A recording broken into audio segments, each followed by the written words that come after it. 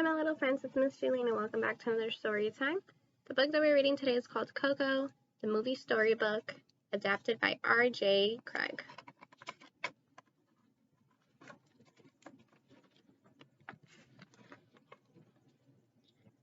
Miguel Rivera lived in Santa Cecilia, a small town in Mexico. The Riveras were a family of shoemakers. Miguel did not want to make shoes. He dreamed of becoming a musician. Miguel's great-great-grandfather had been a musician. One day he left home to share his music with the world and never returned. Abandoned with their daughter Coco, his wife Imelda tried hard to forget him. She even forbade Miguel's family from playing music. On the Dia de los Muertos, or the Day of the Dead, Miguel's family placed photos of their ancestors on the ofrenda, a special altar so they could visit the land of the living, all except Miguel's great-great-grandfather. One year, a photo of Mama Imelda and Coco fell off the ofrenda, and the frame broke. Miguel picked up the photo and discovered his great-great-grandfather was holding a guitar. It looked like the guitar of the famous musician Ernesto de la Cruz. Miguel thought that de la Cruz must be his great-great-grandfather. Miguel rushed to de la Cruz's tomb. "Please don't be mad," Miguel said to the portrait. Then, feeling the music was his destiny, Miguel took de la Cruz's guitar. Miguel strummed the guitar. A beautiful chord filled the tomb. Marigold petals swelled around Miguel as if by magic. Suddenly, voices surrounded the tomb. Miguel ran outside and saw many spirits, including his ancestors. The dead Riveras realized Miguel was in trouble. They led him to the land of the dead to get the help of Mama Imelda.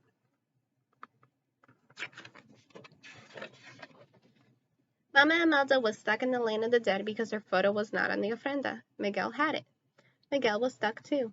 He was cursed for taking de la Cruz's guitar. He needed to receive an ancestor's blessing by sunrise, or he'd be stuck in the land of the dead forever. "Miguel, I give you my blessing," said Mama Imelda, offering a blessed marigold petal, "to go home, to put my photo back on the ofrenda, and to never play music again." Miguel refused the blessing.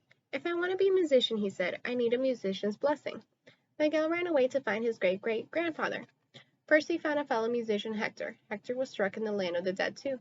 He agreed to help Miguel find de la Cruz. Miguel, in exchange, would bring Hector's photo back to the land of the living so he could visit his daughter.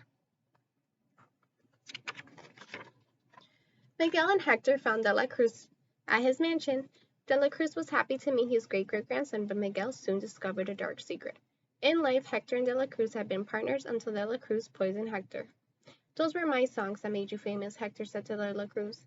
"You have to be willing to do whatever it takes to seize your moment," he said to de la Cruz. Then, to protect his secret, he took Hector's photo and threw the two friends into the deep pit.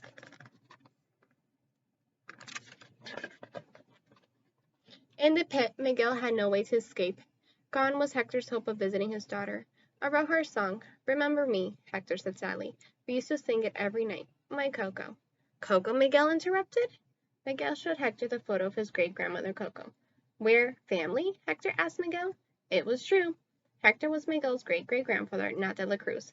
Miguel was so happy he let out a yell.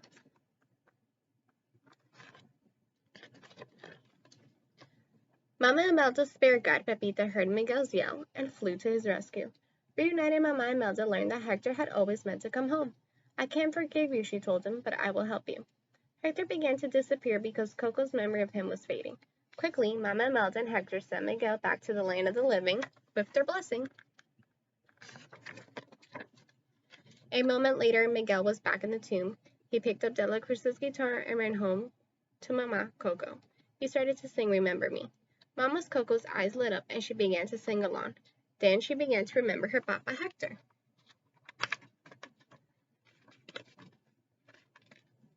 Mama Coco told Miguel how much she loved her father. She opened her drawer and pulled out the missing piece of photo. Finally, music flowed through the Rivera home, and Hector's photo was on the ofrenda, right where it belonged. From then on, Miguel and his family made music. On the Day of the Dead, the celebration included all of the Riveras, both living and the dead. I hope you guys enjoyed this quick story time. Bye, my little friends.